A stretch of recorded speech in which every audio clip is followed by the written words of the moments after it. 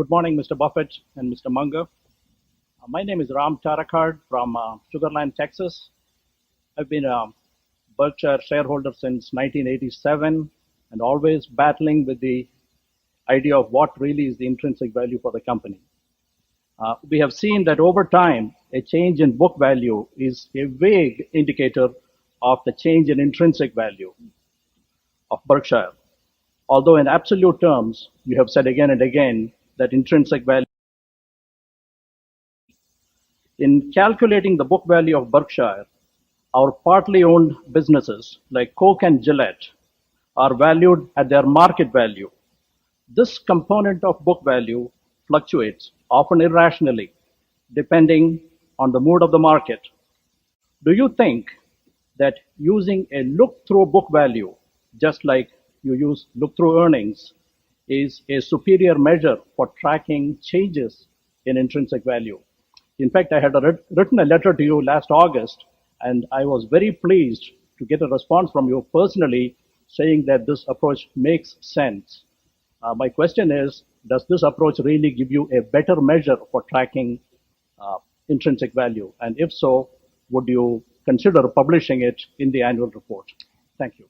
Yeah, thanks for the question. I would say that I'm not sure how you phrased it when you wrote me and how I phrased it going back, but look through book value would not mean much, actually. The very best businesses, the really wonderful businesses, require no book value.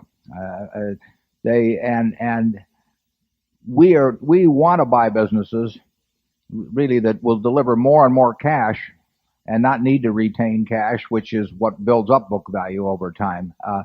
Admittedly, the prices of marketable securities at any given time are not a great indication of their intrinsic value. They are far better, though, than the book value of those companies in indicating intrinsic value. Berkshire's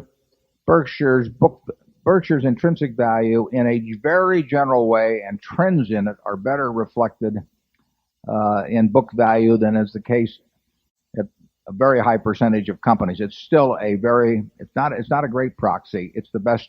It's a proxy that is useful in terms of direction, in terms of degree, in a general way over time, but it's not a substitute for intrinsic value. In our case, when we started with Berkshire, intrinsic value was below book value. Our company was not worth book value in early 1965. You could not have sold the assets for that price that they were carried on the books.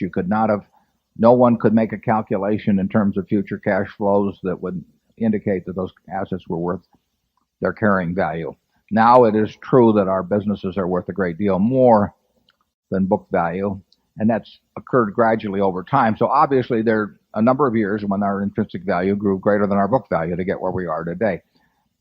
Book value is not a bad starting point in the case of Berkshire. It's far from the finishing point. It's no starting point at all of any kind in whether it's the Washington Post or Coca-Cola or Gillette. It's a factor we ignore.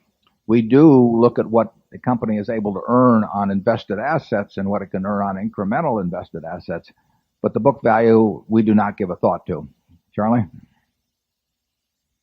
Well, I think that's obviously correct. No. He'll come back next year. Number one.